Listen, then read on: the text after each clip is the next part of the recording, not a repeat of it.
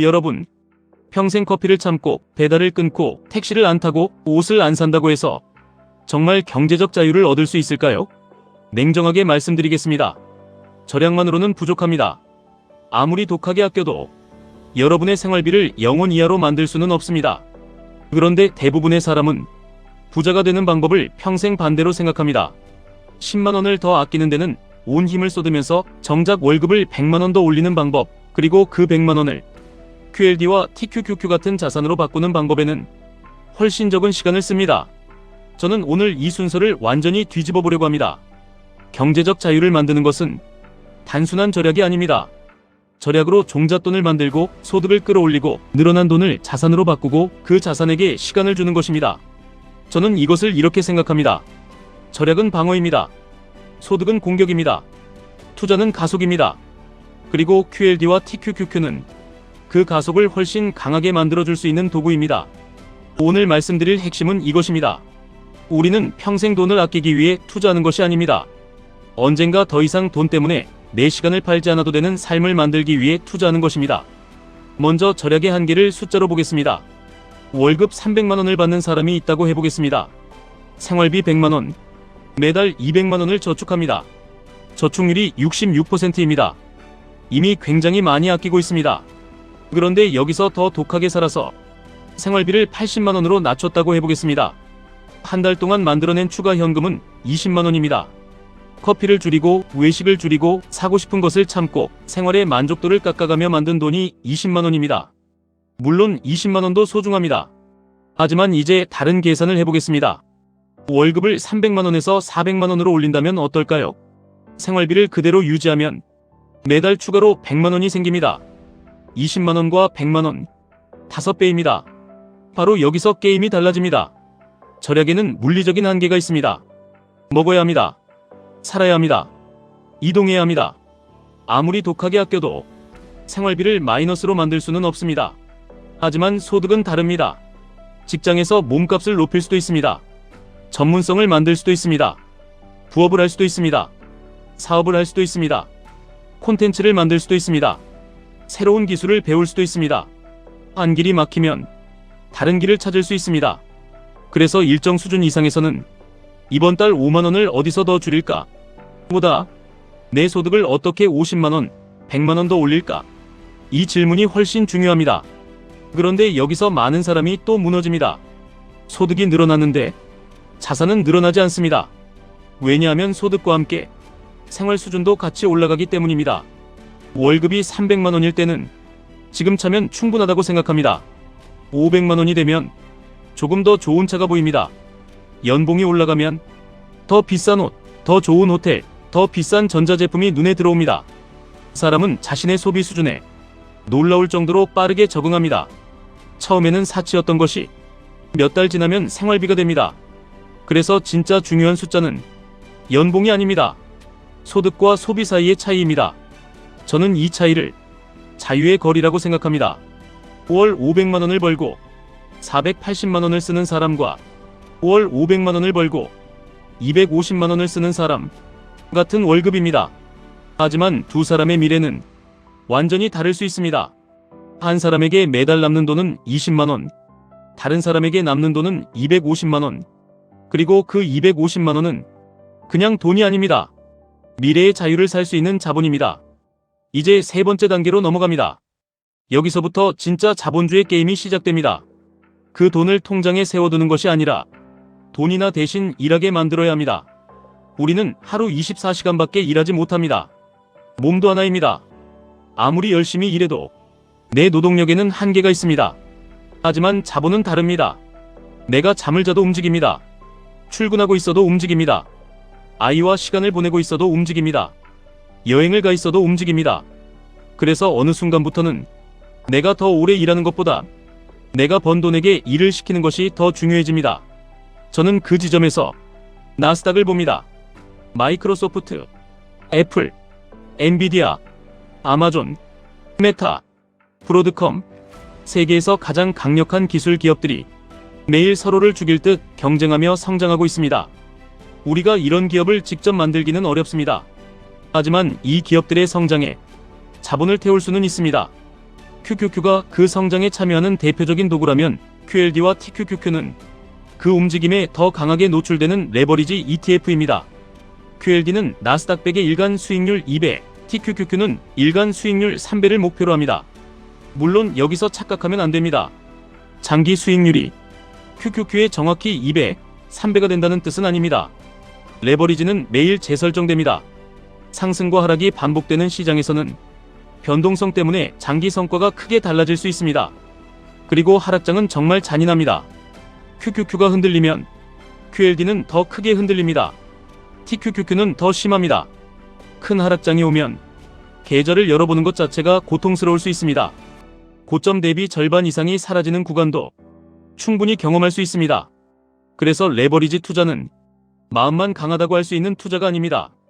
계속 투자할 수 있는 구조가 먼저 만들어져 있어야 합니다. 바로 그래서 제가 소득을 강조하는 것입니다.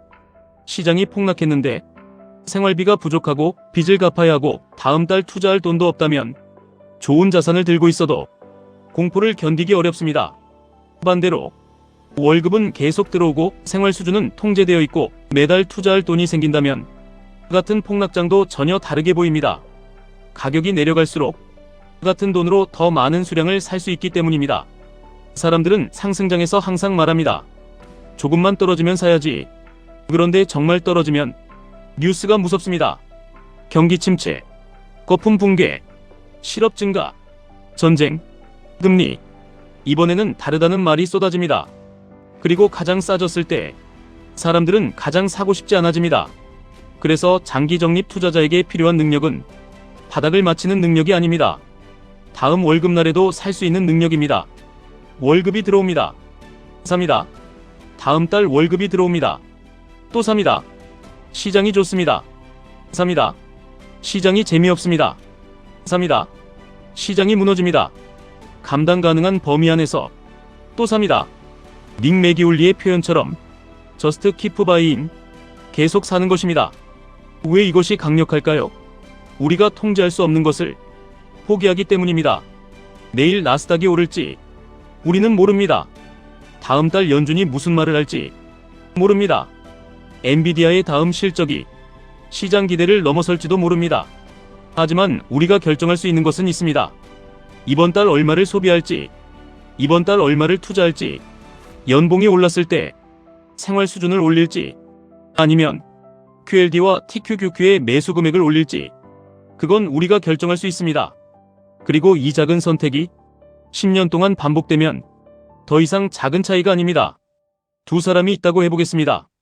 둘 다 월급이 400만 원입니다. 몇 년 뒤 둘 다 월급이 500만 원이 됐습니다. 첫 번째 사람은 늘어난 100만 원만큼 생활 수준을 올립니다. 차를 바꿉니다. 여행의 등급을 올립니다. 전자제품을 바꿉니다. 생활은 분명 좋아집니다. 두 번째 사람은 다릅니다. 기존 생활 수준을 거의 유지합니다. 그리고 늘어난 100만 원을 매달 성장 자산의 매수 자금으로 돌립니다. 처음 몇 달은 별 차이가 없습니다. 오히려 첫 번째 사람이 더 성공한 사람처럼 보입니다. 더 좋은 차가 있으니까요. 더 좋은 물건을 가지고 있으니까요. 하지만 10년 뒤에는 이야기가 달라질 수 있습니다. 첫 번째 사람이 산 자동차는 감가상각되었습니다. 전자제품은 이미 여러 번 바뀌었습니다. 옷은 낡았습니다. 소비는 대부분 지나갔습니다. 하지만 두 번째 사람이 매달 쌓아놓은 자산은 그 10년 동안 시장 안에서 계속 움직였습니다. 그리고 저는 이 차이를 정말 중요하게 생각합니다. 부자가 되는 과정에서 가장 위험한 것은 가난해 보이는 것이 아닙니다. 부자인 척하느라 진짜 부자가 될 시간을 잃는 것이 더 위험합니다. 연봉이 오르면 자동차의 등급을 올리는 사람이 있습니다. 반대로 QLD와 TQQQ의 매수 수량을 올리는 사람도 있습니다. 처음에는 아무 차이도 없어 보입니다. 그런데 시간이 지나면 두 사람 사이에는 자산의 벽이 생깁니다. 그리고 어느 순간부터 돈의 문제가 아니라 시간의 문제가 되기 시작합니다. 여러분, 우리가 돈을 모으는 진짜 이유가 무엇입니까? 계좌에 숫자 하나 더 찍으려고 매일 아침 출근하는 것입니까? 아닙니다. 우리가 진짜 원하는 것은 선택권입니다. 월요일 아침, 정말 너무 힘든데도 생활비 때문에 무조건 회사에 가야 하는 살. 아이와 하루 더 있고 싶은데 휴가 결제부터 받아야 하는 살, 부모님이 아프신데 병원비부터 걱정해야 하는 살, 정말 하고 싶은 일이 있는데 월급이 끊길까봐 시작하지 못하는 살.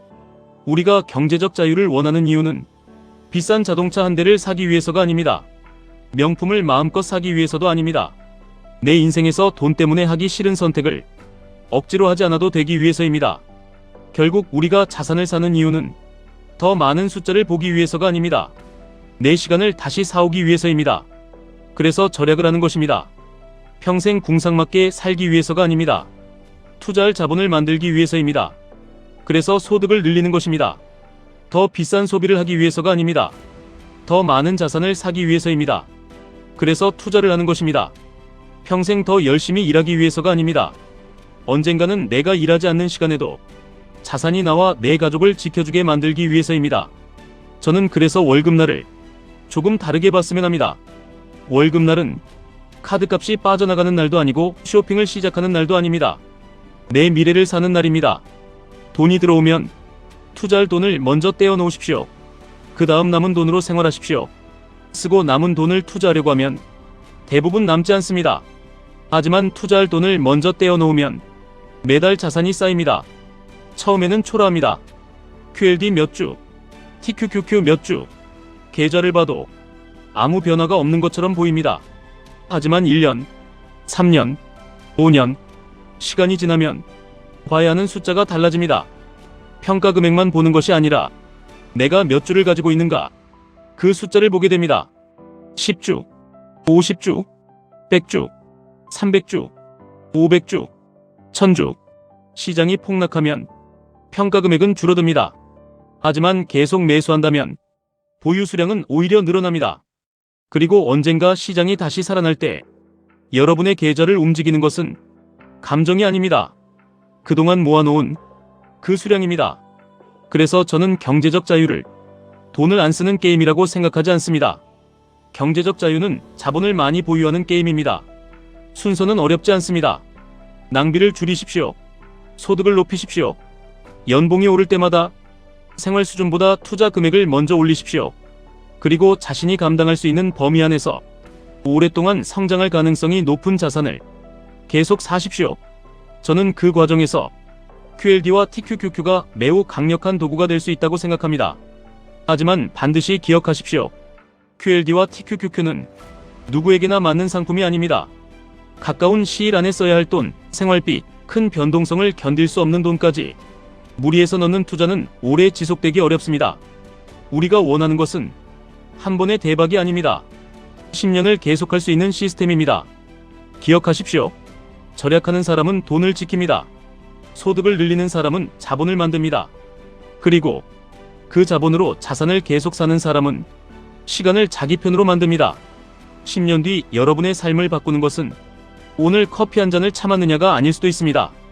더 중요한 것은 10년 동안 소득을 얼마나 키웠는가, 그 늘어난 소득을 얼마나 소비하지 않았는가, 그리고 그 돈을 얼마나 많은 자산의 수량으로 바꾸었는가입니다. 이번 달 한 주가 작아 보여도 괜찮습니다. 부자는 한 번의 거대한 매수로 만들어지는 것이 아닙니다. 매달 자신의 노동을 조금씩 자본으로 바꿔온 사람이 시간이 지나면서 자산가가 되어가는 것입니다. 처음에는 내가 일을 해서 돈을 빱니다. 그 돈으로 QLD와 TQQQ를 삽니다. 그 다음 달에도 삽니다. 또 삽니다. 그리고 또 삽니다. 그런데 어느 순간부터 놀라운 일이 벌어집니다. 처음에는 내가 돈을 벌어서 자산을 샀는데 시간이 지나면 내가 모아놓은 자산이 나보다 더 많은 돈을 벌기 시작합니다. 저는 그 순간부터 경제적 자유가 현실이 되기 시작한다고 생각합니다.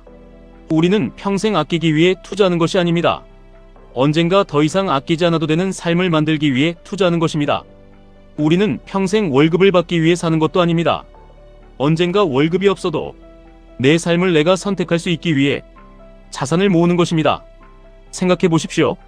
10년 뒤 어느 월요일 아침 알람이 울립니다. 그런데 여러분은 그 알람 때문에 억지로 일어날 필요가 없습니다. 아이와 아침을 먹을 수도 있습니다. 부모님과 시간을 보낼 수도 있습니다. 여행을 떠날 수도 있습니다. 일하고 싶다면 일할 수도 있습니다. 쉬고 싶다면 쉴 수도 있습니다. 그때 여러분에게 필요한 것은 더 높은 연봉이 아닙니다. 선택할 수 있는 자산입니다. 그리고 그 자산은 어느 날 갑자기 생기는 것이 아닙니다. 오늘 월급날, QLD 한 주를 산 선택, 다음 달 또 한 주를 산 선택, 시장이 무너졌을 때도 계획을 포기하지 않았던 선택, 연봉이 올랐을 때 차를 바꾸는 대신 투자 금액을 올렸던 선택, 그 수천 번의 작은 선택이 모여 어느 날 여러분의 시간을 회사에서 다시 사옵니다. 그러니 오늘 받은 월급을 오늘의 소비로 끝내지 마십시오. 오늘의 노동을 내일의 자본으로 바꾸십시오. 그리고 그 자본에게 충분히 오래 일할 시간을 주십시오. 10년 뒤에도 이번 달 월급 언제 들어오지? 를 걱정하며 살 것인지, 아니면 내가 지난 10년 동안 모아놓은 수백 주, 수천 주의 자산이 나와 내 가족의 시간을 지켜주는 삶을 만들 것인지, 그 차이는 거창한 곳에서 시작되지 않습니다. 다음 월급날에서 시작됩니다. 소득을 늘리십시오. 소비를 통제하십시오. 자산을 사십시오. 그리고 계속 사십시오. 아무도 보지 않을 때 매달 반복했던 그 선택이 10년 뒤 돈이 아니라 여러분의 시간으로 돌아올 것입니다. 경제적 자유는 주어지는 것이 아닙니다. 매달 조금씩 내 시간을 다시 사오는 과정입니다. 지금까지 1분 투자 하이젠버그였습니다.